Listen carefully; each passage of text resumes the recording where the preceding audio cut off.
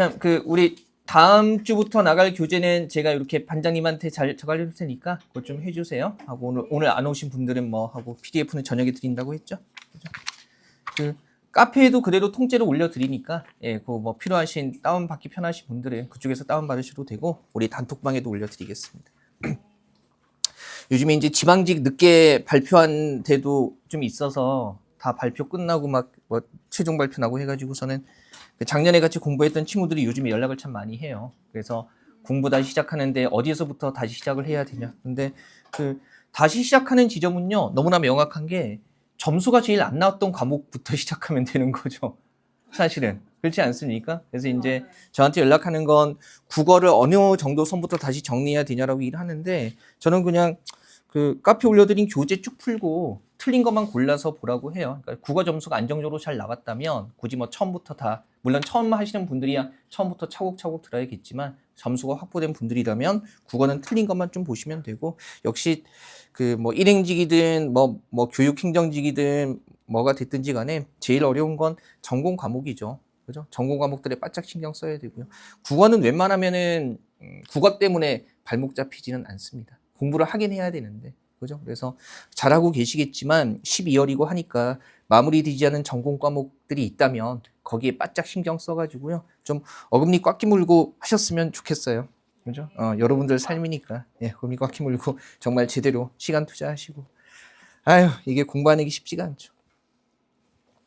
자, 봅시다. 그 다음에, 우리 264쪽이에요. 3번 한번 보시면, 요것도 이제 규정이 나와 있죠. 보세요. 기억 한번 보면요. 해석한 것으로 적절한 걸 찾는 거고요. 기억. 받침 소리로는 우리가 알고 있는 음절의 끝소리 규칙이에요. 그래서 국어의 받침 소리는 7개. 뭐로만 발음한다? 가느다란 물방울 7개로만 발음한다. 이렇게 나와 있는 거고요. 그다음에 2번에, 자, 받침, 요런 계열들은요. 말 또는 자음 앞에서 보세요. 어말이라는 게 무슨 의미가 있는 겁니까? 한 단어의 맨 끝 얘기하는 거예요. 그죠? 이를테면은, 박 같은 단어들은요, 그죠? 쌍기역이 단어에 어디 있어요? 맨 끝에 오잖아요. 그죠? 뭐 이런 것도. 안팎 같은 것도 지금 쌍기역이 안팎이라는 단어의 어디에 맨 끝에 오는 겁니다. 그래서 그걸 어말이라고 하는 거고, 자음 앞에서, 그죠? 각각 대표음, 기역, 디귿, 비읍으로 발음한다. 그러면 지금 이런 거죠. 짝 잡아야 되죠. 쌍기역이나 키읔 같은 경우는 뭐로 발음하고? 기역으로 발음하고, 그 다음에 요 계열. 그죠? 요 5개는 어말이나 자음 앞에서 디귿으로 발음하고, 피읍 같은 경우는 뭐로 발음한다는 거예요? 비읍으로 발음한다고 얘기해주고 있는 겁니다. 그죠? 그 다음에 어말, 자음 앞이라는 조건 아셔야 되고요. 그 다음에 디귿 보면, 헛받침이나 쌍받침이, 그러면 헛받침이나 쌍받침, 요 개념도 알아야 되죠? 헛받침은 뭐 하나로 되어 있는 받침입니까? 자음 하나로 되어 있는 받침이고, 쌍받침은 뭐예요? 그죠? 된소리로 되어 있는 받침이죠. 그래서 쌍기역이나 쌍시옷 같은 거, 그런 것들을 우리가 쌍받침이라고 얘기를 하는 거죠. 그죠? 이를테면은 여기 나와 있는 이런 박 같은 단어도 뭐가 되는 겁니까?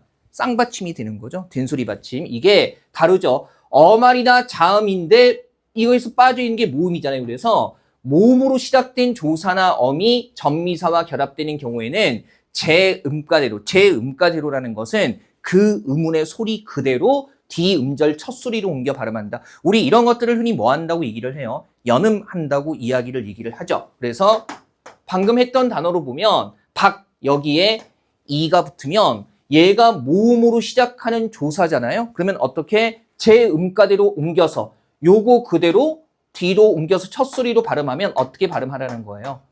박기 이런 식으로 발음을 하라는 거죠. 물론 일상적으로 잘 하는 발음이기도 합니다. 그죠? 그다음에 리을 봤더니 받침 뒤에 모음 아, 어, 오, 우, 위들로 시작되는 실질 형태소가 연결되는 경우에 이제 여기서 실질 형태소라는 것은 우리가 혼자 쓰일 수 있는 자립 형태소나 아니면 용언의 어감 같은 거 다 표현을 하는 거죠. 그래서 연결되는 경우에는 대표음으로 바꾸어서 여기서 얘기하는 대표음이라는 건 뭐예요? 받침에서 발음될 수 있는 대표음은 뭐밖에 없어요? 가느다란 물방울밖에 없으니까 이걸로 바꾼 다음에 뒤음절 첫 소리로 옮겨서 발음을 한다는 겁니다. 그죠? 그래서 보면 지금 보세요. 얘는 아들 내외가 나와 있고요. 부억 했을 때 지금 받침이 뭐예요? 키읔인데 근데 뭐 앞에 왔어요? 에서니까 에서가 에라는 모음으로 시작되는 뭐에 속해요? 조사에 속하는 거니까 그러면 어떤 규정을 따라야 돼요? 어떤 규정? 디귿의 규정을 따라야 되는 거죠. 키읔이라는 홉 받침이 지금 에 모음으로 시작된 조사 만난 거 그러면 그때는 어떻게 한다고 했어요? 제 음가대로 첫 소리를 옮긴다 그러면 제 음가 키읔 그대로 에의 첫 소리로 옮겨서 어떻게 발음을 해야 되는 거예요? 부엌에서가 아니라 어떻게?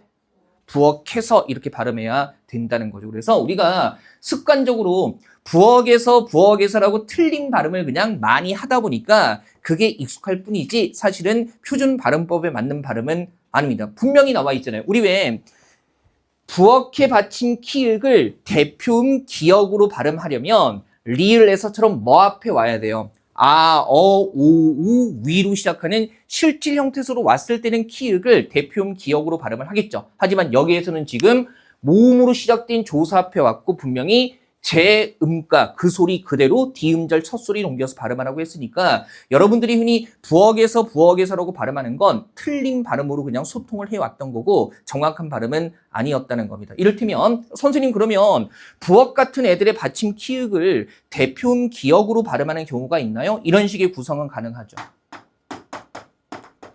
별개의 단어지만 이렇게 해서 두 개를 하나로 이어서 발음을 하게 되면 이거 부엌안이라고 해요? 부엌칸이라고 해요? 부엌안이라고 얘기를 하죠. 왜 그러냐면은 지금 보세요. 키읔 다음에 이거 뭐예요?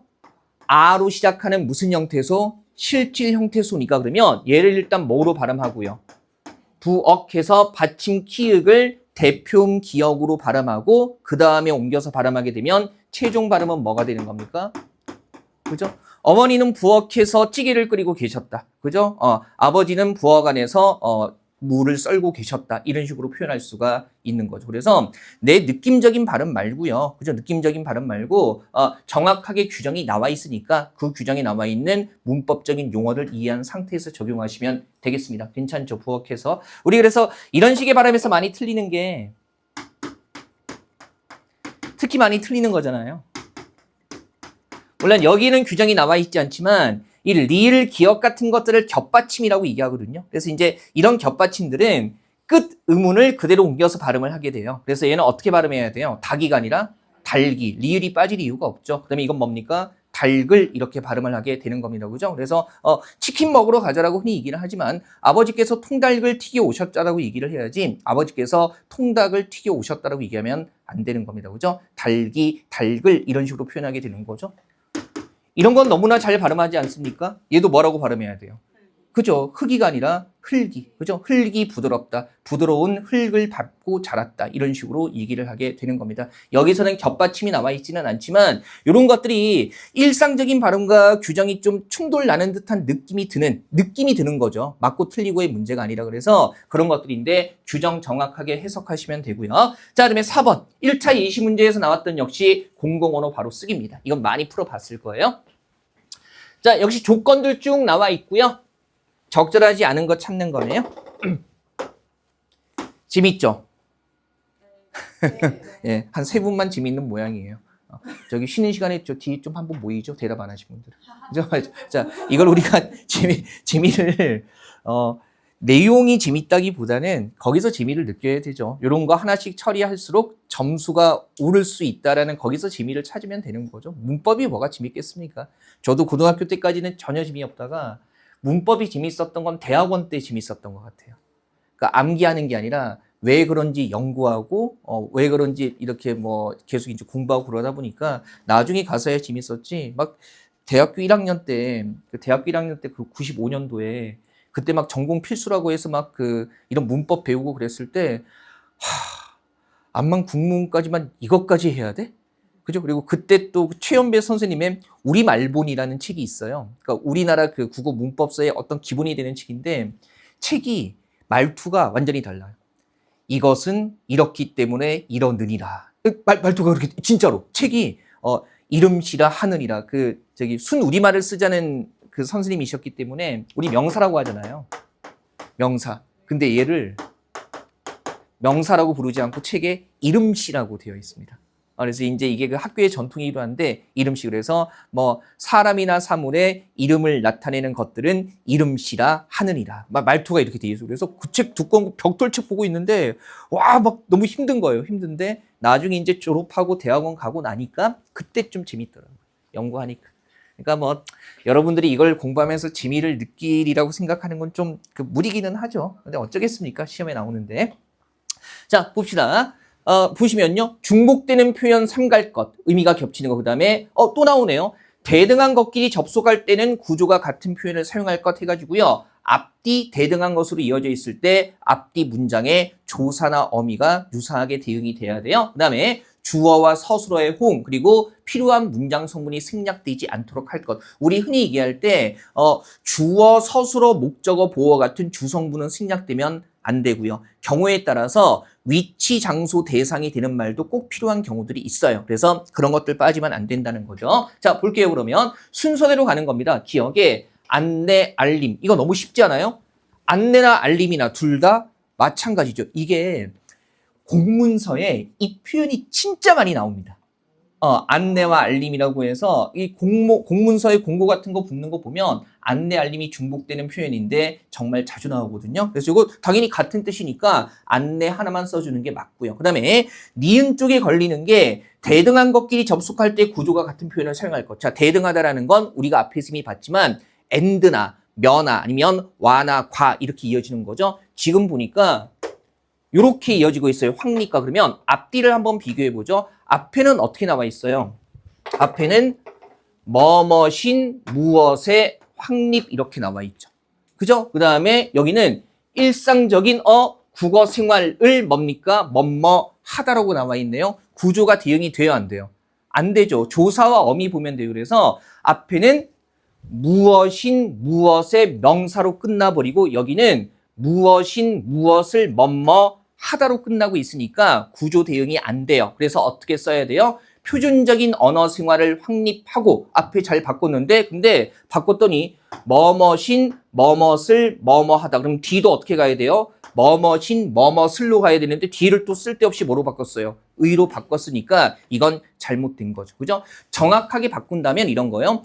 표준적인 언어 생활을 확립하고 일상적인 국어 생활을 향상하기 위해라고 해가지고요. 그죠? 뭐뭐신 뭐뭇을 뭐뭐하다, 뭐뭐신 뭐뭇을 뭐뭐하다. 앞뒤의 구조를 맞춰주는 게 적절한 거죠. 그죠? 구조 다르다는 것은 조사나 어미의 쓰임을 보고 파악하시면 됩니다. 그죠? 맨 끝에 부분 조사나 어미의 쓰임을 보고 확인하시면 되고요. 그 다음에 디귿 같은 경우에 자, 세 번째 조건이 주술 호응인데요. 지금 밑줄은 표준 정보가 제공되고 있습니다인데 전체 문장을 봐야 되죠. 그죠? 전체 문장의 주어는 뭐예요?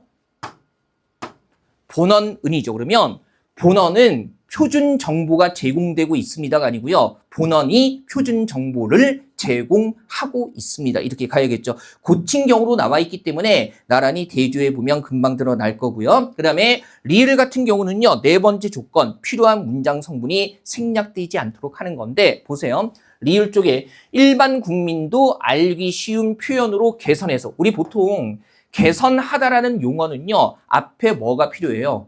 무엇을 개선하는지가 필요하죠. 그래서 목적어가 빠져 있기 때문에 비교해보면 뭐가 들어갔는지 알 수 있잖아요. 리을 쪽에 뭐가 들어갔어요?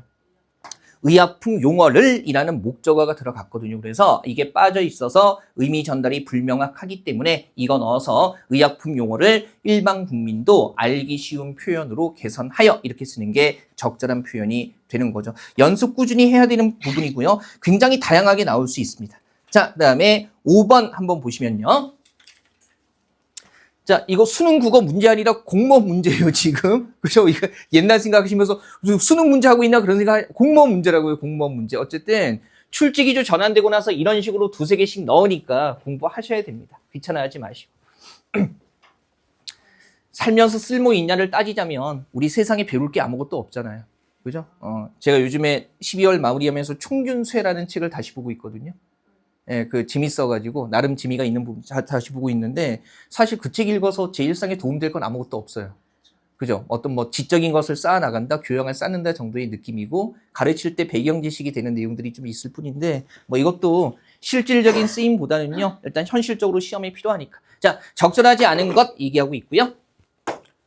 자, 개념 보니까 지금 합성 얘기 또 하고 있네요. 밤하늘은 밤과 하늘이 결합해서 한 단어를 이루고 있는데 어휘 의미를 띈 요소. 우리 왜 이렇게 어휘 의미를 띈 요소를 뭐라고 해요? 실제로는 어근이라고 얘기하는 거죠. 그죠? 그래서 어근끼리 결합한 단어를 뭐라고 불러요?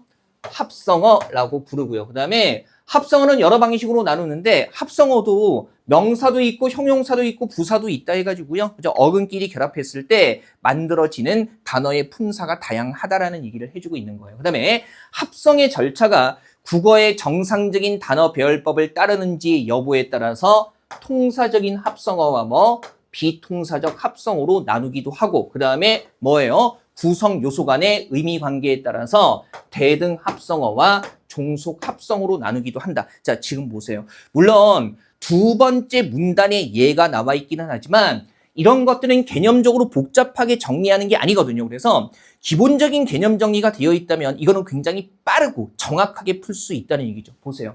우리 공부했던 거 떠올려 볼게요. 문제 풀 거지만 비통사적 합성어는요. 패턴이 굉장히 명확하다고 했어요. 그죠? 그러니까 어근 두 개가 결합하는데 앞쪽에 어근이 뭐만 있고 왜 아무 답이 안 나오니? 비통사적 합성어. 앞쪽에 어근이 뭐로만 되어 있고. 그래. 갑자기 물어서 그래서 생각이 안 난 거죠? 난 갑자기 마음에 상처 막 생기는 느낌인데. 그죠?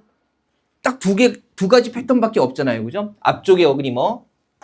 용언에 어감만 있고 없이 어미 없이 바로 다른 어근이 연결되거나. 그죠? 왜냐하면 우리가 쉽게 연상할 수 있는 게 국어에서 용언이 하나의 단어가 되려면 어간 뒤에 항상 뭐가 붙어야 하는데 어미가 붙어야 하는데 딱 완성된 단어를 봤더니 어감만 있고 어미가 없네. 국어 문장에서는 이렇게 쓰지 않는데 따라서 그런 것들을 비통사적 합성어라고 하는 거예요. 그죠? 그다음에 환기하면 되죠. 그죠? 애써 위안해 봅니다. 환기하면 된다고. 그다음에 부사 어근 다음에 바로 뭐가 나올 때? 명사가 나올 때. 그죠? 국어 문장에서 부사는 주로 뭘 꾸며요? 용언을 꾸미기 때문에 명사가 나오는 게 불가능한 건 아니지만 일상적인 쓰임은 아니에요. 그래서 부사 뒤에 명사가 나올 때. 우리 대표적인 게 부슬비 같은 거. 그죠? 부슬이라는 부사 어근 뒤에 비라는 명사 나온 거잖아요. 그래서 합성어가 통사냐 비통사냐를 따질 때, 그죠? 요 두 개의 구조로 되어 있으면 이건 뭐가 되는 겁니까? 비통사적 합성어가 되는 거고요. 그 다음에 나머지 구조는 다 통사적 합성어라고 생각하면 돼요. 대등 합성어는 뭐예요? 어근 각각의 의미가 그대로 유지되는 거. 그죠? 대등하게. 각각이 그대로 제 의미를 갖고 있으니까 대등하게 쓰이는 거 아니겠어요? 그러면 종속 합성어는 뭐예요? 나와 있지만 앞 어근이 뒤 어근을 뭐하는 거? 수식, 꾸미는 걸 종속 합성어라고 이야기를 하죠. 자, 얘 나와 있는 거 보죠. 합성 명사의 예를 봤더니 강사는 명사, 젊은이는 용언의 관형사형. 점자의 절매다가 은이라는 어미가 붙었거든요. 이런 어미가 붙으면 뒤에 나오는 체언을 수식해주는, 즉 관형사처럼 쓰이기 때문에 이런 것들을 용언의 관형사형이라고 얘기를 해요. 그래서 이렇게 되어 있거나, 그 다음에 덮밥은 뭐만 있어요? 어간 덮에다가 바로 명사가 붙었고요. 그래서 명사끼리의 결합, 용언의 관형사형과 명사의 결합은 무슨 합성어? 통사적 합성어. 그죠? 그 다음에 여기 나와 있네요. 어강과 명사가 결합한 것은 어미가 안 붙어 있는 것은 국어 문장에서 나타나는 배열법이 아니기 때문에 뭐가 되는 겁니까? 비통사적 합성어가 되는 거예요. 그죠? 그 다음에 강사는 두 성분 관계가 대등한 관계를 이루는 강과 산 각각이니까 대등 합성어. 그 다음에 젊은이 같은 경우는 어떻게 된다는 거예요? 앞 성분이 뒤 성분을 수식하는 뭡니까? 젊은 사람 이렇게 된다는 거죠. 그죠? 덮밥 같은 경우는 뭡니까? 뭔가로 덮은 밥이라고 해가지고요. 앞에 것이 뒤에 것을 꾸미면 종속 합성어가 되는 겁니다. 다행히 이 제시문 자체에서 통사, 비통사의 구조나 그다음에 대등과 종속의 예까지 들어주고 있기 때문에 어감 분석만 잘 해도요. 그죠? 충분히 맞힐 수 있는 문제기는 해요. 그럼 보세요. 자, 1번에 아버지의 형을 이루는 큰 아버지는 그러면 크다라는 게 단순히 키가 크다를 넘어서 더 어른인 이런 의미로 쓰이는 거죠. 그래서 아버지보다 더 위인, 어른인 아버지라고 해서 앞에 큰이 뒤에 아버지를 꾸미는 형태로 되어 있으니까 이건 분석할 수 있죠. 뭐가 맞아요? 종속 합성어가 맞습니다. 그죠? 그 다음에 2번 보면 흰머리는 용언 어간과 명사가 결합한 합성 명사이다. 자, 흰머리 구조 분석해 보세요. 흰이 어디서 나온 말이에요? 희다. 그죠? 그러면 얘는 희다의 희에다가 엄이 뭐가 붙은 거예요? 니은. 그죠? 흰 그랬으니까 희다의 희에 바로 머리가 붙은 게 아니라 희다의 희에 엄이 니은 붙고 거기에 뭐가 붙은 겁니까? 머리. 그죠? 그러면 어간과 명사가 결합한 게 아니라 여기 나와 있는 대로 뭐예요? 용언에 관형사형과 명사가 결합한 거라고 봐야겠죠. 어쨌든 희다의 어간이 희라는 것을 명확하게 알고 있다면 니은이 붙어 있기 때문에 어간에 바로 명사가 결합 형태는 아니라는 건 인지할 수 있을 겁니다. 만약에 이게 어간에 바로 명사가 결합했다면 형태가 어떻게 쓰여야 해요? 흰머리가 아니라 희머리 이렇게 쓰여야 되는데 여기는 분명히 흰이라고 해서 어민 이은이 붙어 있죠. 그래서 2번 안 되는 거고요. 그 다음에 3번 같은 경우에 늙은이는 어휘 의미를 지닌 두 요소가 결합해서 이루어진 단어이다. 보세요. 여기 늙은이 말고 이미 여기 뭐가 나와 있어요? 젊은이 같은 거 합성어라고 나와 있으니 그러면 늙은이라는 의미와 이라는 사람의 의미가 결합된 것도 그죠? 어휘 의미를 지닌 두 요소가 결합한 합성어라고 얘기할 수 있을 거고요. 그 다음에 4번 보면 그죠? 자, 동사 먹다의 어간 먹에 먹다의 어간은 다 부분 빼고 나면은 당연히 먹이고요. 여기에 바로 명사 거리 재료를 뜻하는 거죠. 결합하면은 당연히 비통사적 합성어 뭐라고 분명히 남아 있나요? 뭐하고 뭐가 결합한 거? 어간에 뭐가 명사가 결합한 거, 먹다의 먹에 명사 거리가 결합한 거 이런 형식은 뭐라고? 비통사적 합성어라고 나와 있기 때문에 4번 설명도 맞는 겁니다. 다만 이런 것들은 다시 한번 말씀드리지만 기본적인 문법 지식이 정리되어 있으면 오히려 정확하게 맞히면서도 시간을 절약할 수 있는 문제가 되는 거죠. 그래서 기본적인 학습 안 되어 있어서 힘들다면 시간 좀 투자하셔야 될 거고요. 그다음에 6번 이런 게 이제 높임법 관련되는 건데 원래 우리가 문법 개념으로는요. 직접 높임과 간접 높임이라고 얘기하는 건데 여기에서는 살짝 용어 다르게 표현해가지고요. 직접 존경과 간접 존경이라고 나와 있어요. 그죠? 그러면 기억의 사례가 포함되어 있지 않은 것 이렇게 얘기하고 있고요. 보죠. 존경 표현에는 주어 명사구를 직접 존경하는 직접 존경이 있고 존경의 대상과 긴밀한 관련을 가지는 인물이나 사물들을 높이는 간접 존경도 있다. 그래서 전자의 예로 직접이요. 할머니는 직접 용돈을 마련하신다. 후자의 예로는 할머니는 용돈이 없으시다인데 용돈을 마련하는 행위를 하는 주어는 할머니이므로 마련하신다. 그러니까 할머니를 직접 높인다는 거고 그다음에 후자는요. 없으시다의 주어가 뭐예요?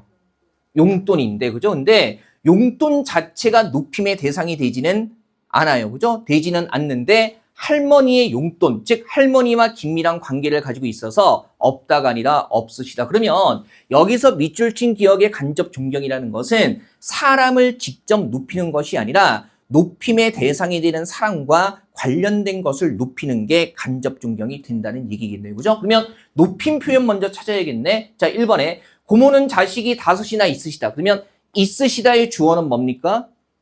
뭡니까? 자식인데. 근데 고모의 자식은 그죠?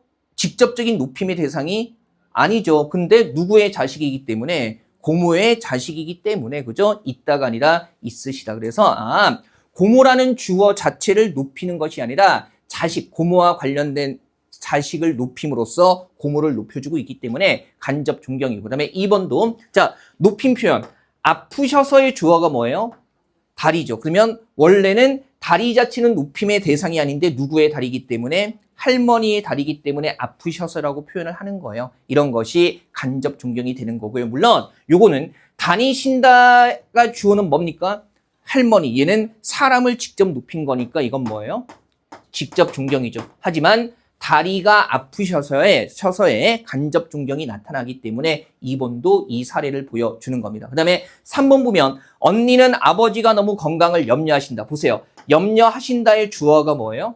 아버지잖아요. 그러면 아버지라는 사람 자체를 높이는 거니까 얘는 간접 존경이 아닌 거죠. 그죠? 그래서 직접 존경이에요. 3번 한번 보시면 되고요. 언니의 아버지여서 염려하신다고 얘기하는 게 아니죠. 아버지 자체가 높임의 대상이기 때문에 아버지가 염려하신다라고 얘기를 하는 겁니다. 그죠? 그래서 이거는 직접 존경이고요. 그다음에 4번 보면 높임 표현 어디 있나요? 많으셨다. 그럼 많으셨다의 주어는 뭐예요? 수염이죠. 그래서 할아버지라는 사람을 직접 높이는 것이 아니라 할아버지와 관련된 수염을 많으시다라고 높이고 있기 때문에 이것도 간접 존경이 되는 겁니다. 뭐 직접 높임, 간접 높임, 직접 존경, 간접 존경 같은 경우에 익숙하게 우리가 일상에서 쓰는 거니까 이거 기억해 두시고요. 물론 이제 요거 딱 보는 순간 간접 존경 같은 걸 과도하게 쓰는 거 문법적으로 잘못된 표현이다. 이를테면 주문한 대상이나 물건, 그 다음에 물건의 가격 같은 건 높이지 않는다는 것도 여러분들 알고 계실 겁니다. 앞에서 대화 지문으로 그런 것들 나왔었잖아요. 화법 지문에서. 그 다음에 7번 한번 가보죠. 그죠? 자, 얘도 역시 형태는 이래요. 글을 하나 준 게 아니라 하나씩의 원칙을 준 다음에 선택지 자체에서 예문이 남아있는 형태죠. 그러면 하나씩 대응시켜 볼게요. 자, 기억에 능동과 피동의 관계를 정확하게 사용한다라고 해가지고요. 자, 국회의원 몇 명을 선출되었다. 뭐뭇을 되다. 우리 되다가 붙으면 얘는 피동으로 자동사가 되기 때문에 목적어를 취하지 않습니다. 그래서 어떻게 바꿔야 돼요? 이번 총선에서 국회의원 몇 명이 선출되었다. 이렇게 바꿔야겠죠. 그죠? 아니면 몇 명을 선출했다. 이렇게 쓰든가. 그죠? 그래서 되다라는 말이 붙으면 목적어하고 어울리지 않습니다. 그죠? 그래서 되다라는 피동 표현에 뭐뭇이 뭐뭇되다 이렇게 써야 되고요. 그 다음에 니은에 여러 뜻으로 해석되는 표현을 삼가기 위해서 중의적인 문장을 사용하지 않는다는 건데 한번 가보죠. 자, 비슷해요. 시장은 시민의 안전에 관하여 건설업계 관계자들과 논의하였다. 이거 자체는 아무 문제가 없네요. 그죠?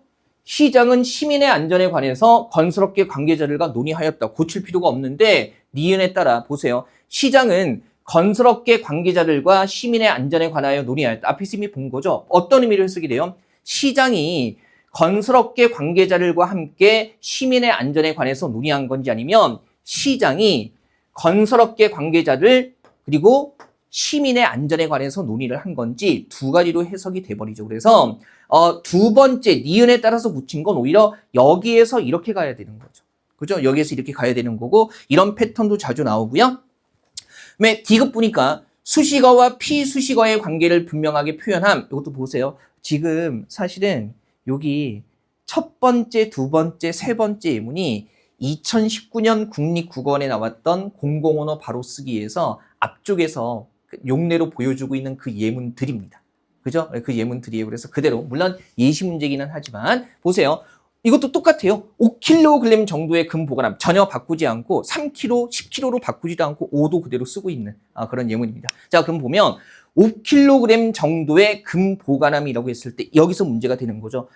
5kg 정도의 금을 얘기하는 건지 아니면 5kg 정도의 금 보관함을 얘기하는 거죠. 그래서 5kg이 금을 얘기하는 건지 보관함의 무게를 얘기하는 건지 정확하지 않습니다. 그래서 금 5kg 정도를 담은 보관함이라고 하게 되면 정확히 5kg이 되는 건 뭐라는 거예요? 금이 된다는 거죠. 그죠? 그래서 이렇게 바꾸면 수식어와 피수식어의 관계를 분명하게 표현할 수 있습니다. 우리 왜 이런 패턴은요. 이런 식의 예문으로 많이 봤던 거잖아요. 이런 거. 그죠? 예쁜 누나의 친구 패턴. 뭡니까? 예쁜이 누굴 꾸밀 수도 있고요. 누나를 꾸밀 수도 있고 누구를 꾸밀 수도 있어요. 누나의 친구를 꾸밀 수도 있는 겁니다. 그죠? 물론 세상 모든 남동생의 마음으로 쉼표를 찍으면 이렇게 찍겠죠. 왜? 남동생에게 누나는 절대로 예쁠 수가 없으니까. 그죠? 그래서 이렇게 물론 쉼표나 어순 바꿔서 쉼표 찍거나 어순 바꿔서 명확히 할 수 있는 부분이고요. 그 다음에 리을. 자, 이제 조사나 어미의 쓰임이 일치해야 된다. 대응되어야 한다. 유사해야 한다. 보세요.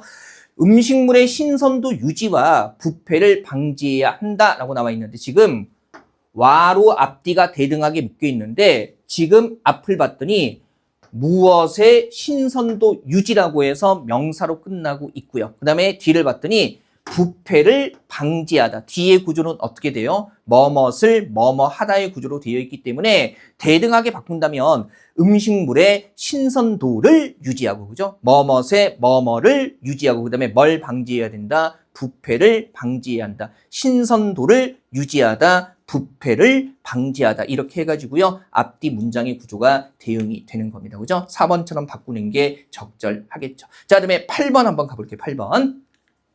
이것도 이제 언어적인 부분에 관해서요. 제시문으로 주고요. 언어 일반 이론에 대해서 그냥 독서처럼 풀 수 있는 문제기는 해요. 다만 소재가 이제 문법적인 소재여서 이쪽 파트에서 보는 거고요. 적절한 거 얘기를 하고 있어요. 그럼 가봅시다. 언어의 형식적인 요소에는 의문 형태 통사가 있고 내용적인 요소에는 의미가 있다. 형식적인 요소와 내용적인 요소 얘기해주고 있네요.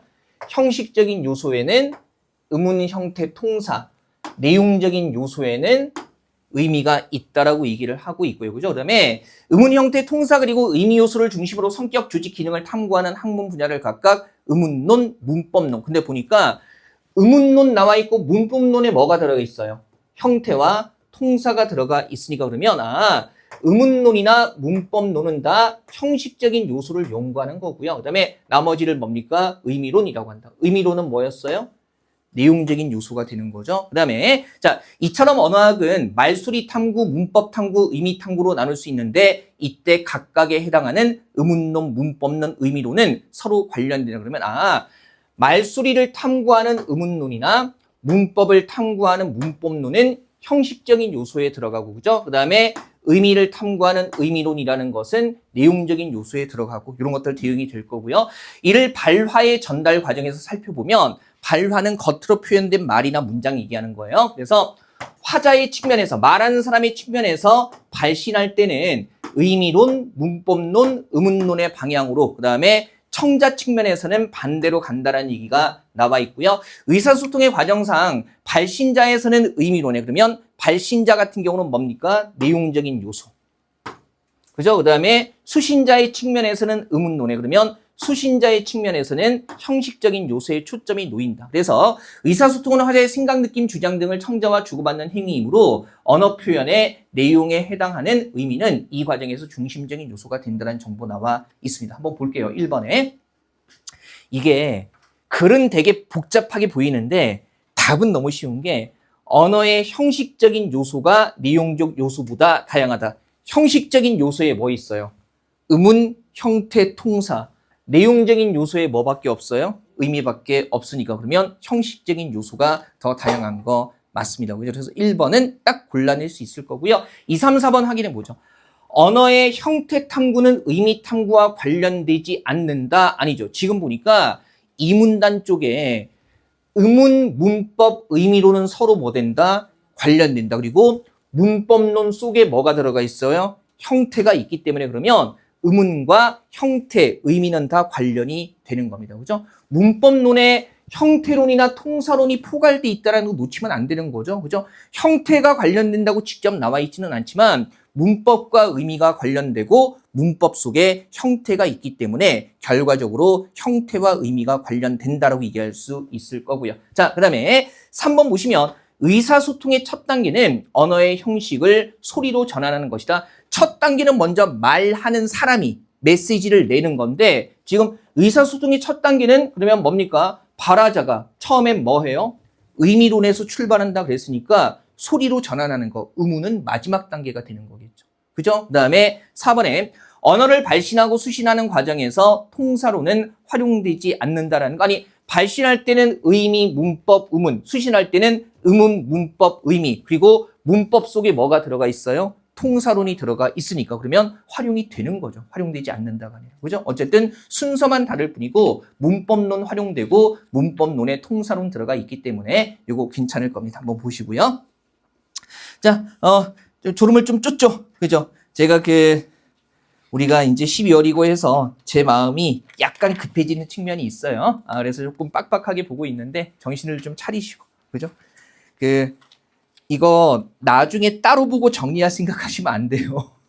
그러니까 숙제하시고 여기 와서 해결을 쫙 해버리고 그다음에 이제 다시 봤는데 이해가 안 되는 걸 복습할 생각을 하셔야지 여기는 그냥 몸만 채우고 시간만 채우고 그냥 나중에 따로 천천히 보면서 하겠다는 생각하시면 큰일 납니다.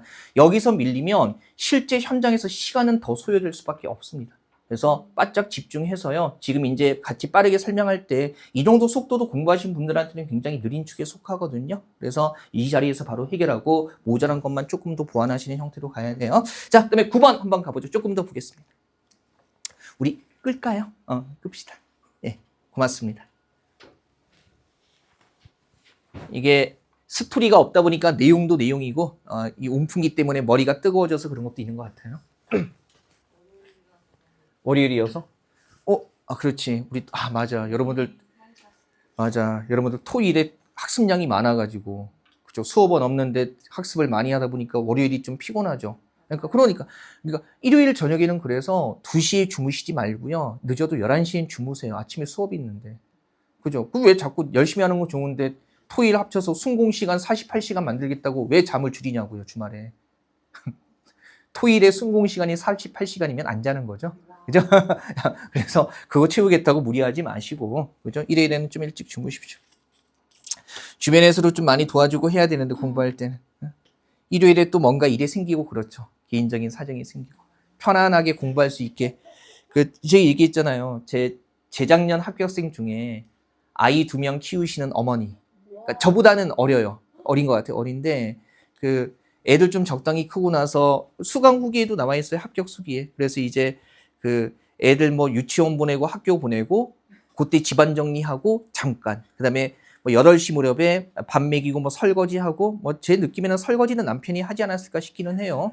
아내가 열심히 공부한다는데 여보 들어가서 인강파 나는 설거지하고 애들 뭐 씻기고 할 게 뭐 그랬겠죠? 아닌가? 뭐 그랬으리라고 봅니다. 뭐 그분이 직접 말씀은 안 하시지만 그래서 8시 정도에 마무리하고 이것저것 다 한 다음에 애들 다 재우고 뭐 초등학생이고 유치원생이니까 9시 정도면 자는 거죠. 그래서 이제 9시부터 이렇게 확보해서 공부했다 해서 그분이 이제 최종적으로 시간은 좀 걸렸지만 합격은 하셨죠. 다들 그렇게 좀 주변에서 좀 도와줘야 되는 면들도 있기는 있어요. 그죠?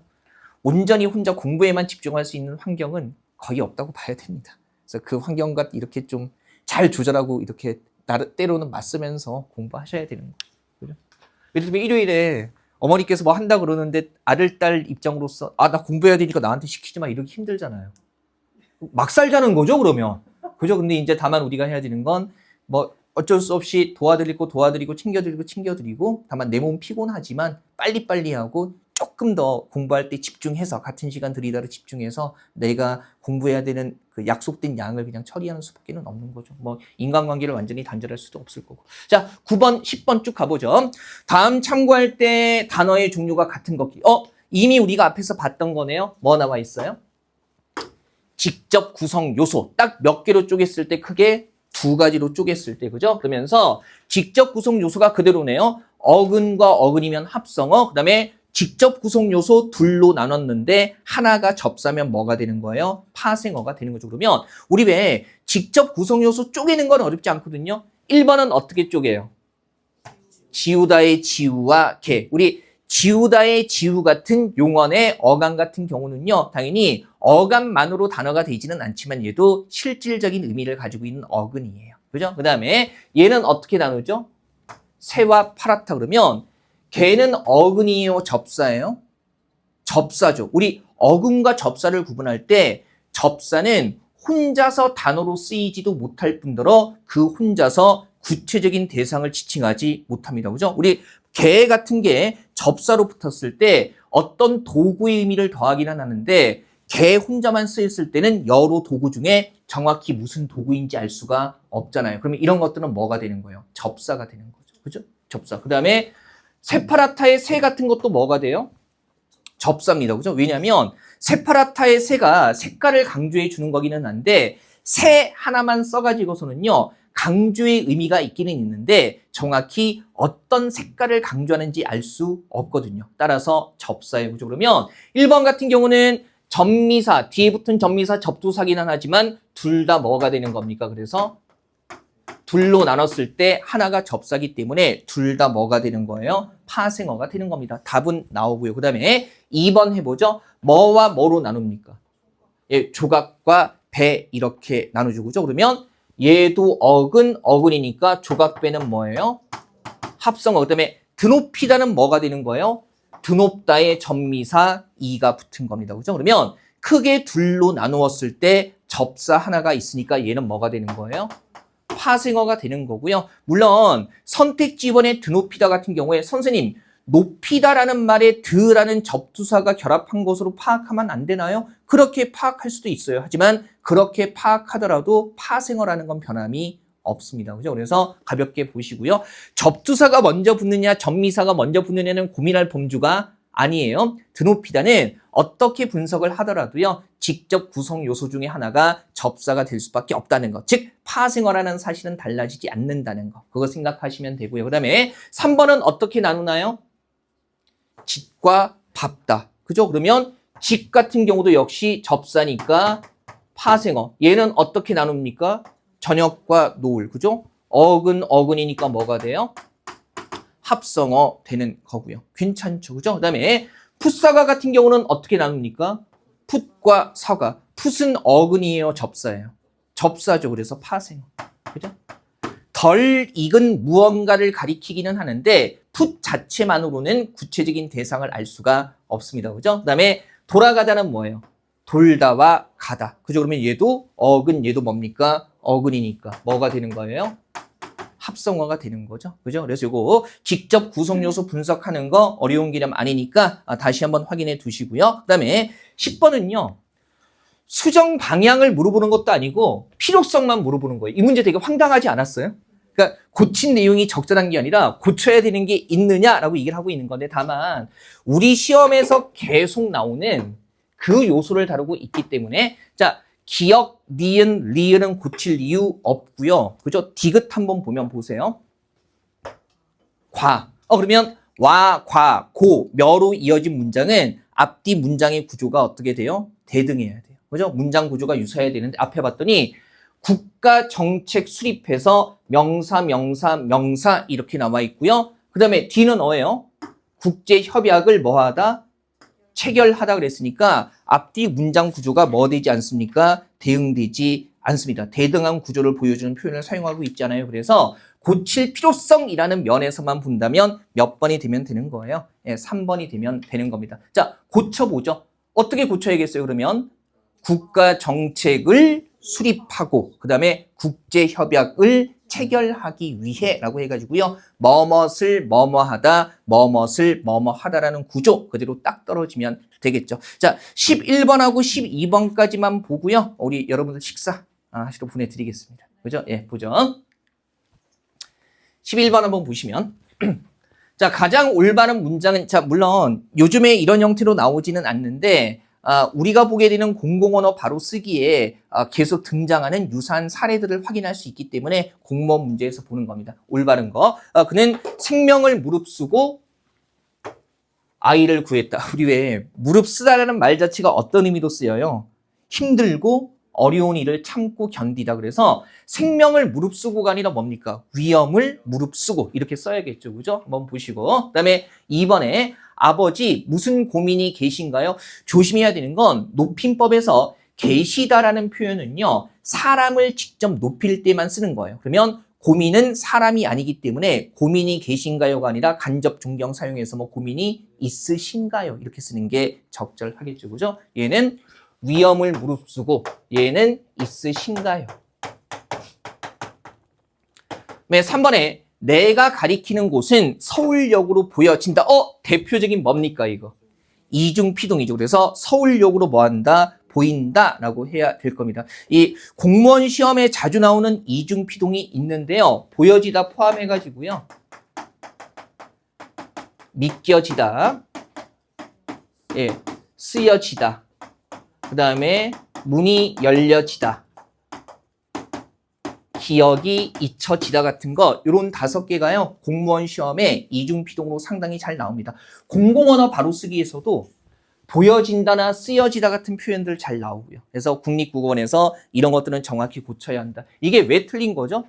보다의 접미사 이만 붙어서 보이다라고만 해도 피동의 의미가 되는 건데 거기에다가 어디다까지 덧붙인 거니까 이중피동이 되는 겁니다. 그죠? 그래서 각각 서울역으로 보인다, 믿긴다, 쓰인다, 열리다, 잊히다 이렇게 써야 되고요. 그다음에 4번은요. 아무 문제 없어요. 그의 간절한 소망은 입사시험에 합격하는 것이다. 다만 우리가 여기서 알고 있는 패턴은요.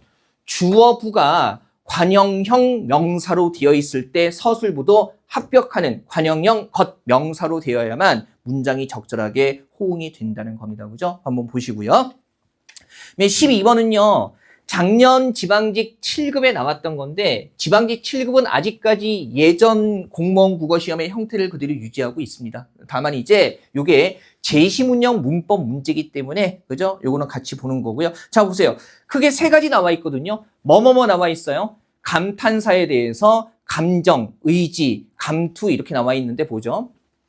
감정, 감탄사는 즉석에서 느낀 대로 해가지고요. 놀람, 실망, 기쁨, 안심 등 어떤 감정과 관련된 반응에 따라 다양한 단어를 사용하고 청자에 대한 의식이 약함으로 뭐로 쓰인다?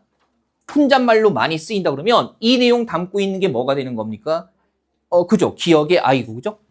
너무 힘들 때 자기도 모르게 아이고. 자기도 모르게 아이고는 이거 혼잣말 아니겠습니까? 그래서 가에는 기억 들어가면 될 거고요. 그 다음에 의지 감탄사 같은 경우는 소통에 대한 의지나 태도를 표현하는 건데 소통에 대한 의지나 태도에 뭐가 있어요? 대답, 부름, 명령 등 어떤 의지나 태도에 관련된 반영이냐에 따라 다양한 단어를 사용한다. 청자에 대한 의식이 강함으로 혼잣말로 쓰이지 않는다. 그럼 뭐 들어가야겠어요? 시끄럽게 떠드는 아이에게 쉿, 그렇죠? 조용히 하라는 뭡니까? 명령이잖아요. 그리고 청자를 향한 거니까 그러면 되게 쉽죠. 나에는 디귿 들어가면 될 거고요. 그 다음에 간투 감탄사는 말하기를 준비하고 있거나 대화에 참여하고 있음을 표현하는 감탄사 해가지고 준비하고 있거나 대화에 참여하고 있다라는 그런 뭡니까? 말할 내용이 생각하지 않을 때 그러면 이라고 말하는 동안에 말할 내용을 생각하고 있다는 거니까 그죠? 다에 니은이 들어가면 되겠습니다. 어려운 문제 아니네요. 기억, 디귿, 니은 해가지고요. 요런 정도의 제시문형 나오면 낯선 용어 나와도요. 불안해하지 마시고 나와 있는 사례라든가 그다음에 개념정의 보시면서 1대1로 대응시켜 보면 되는 거죠. 자, 여기까지 보고요. 식사하시고 돌아오십시오. 돌아오시면 우리 계속 이어서 보겠습니다. 다녀오십시오.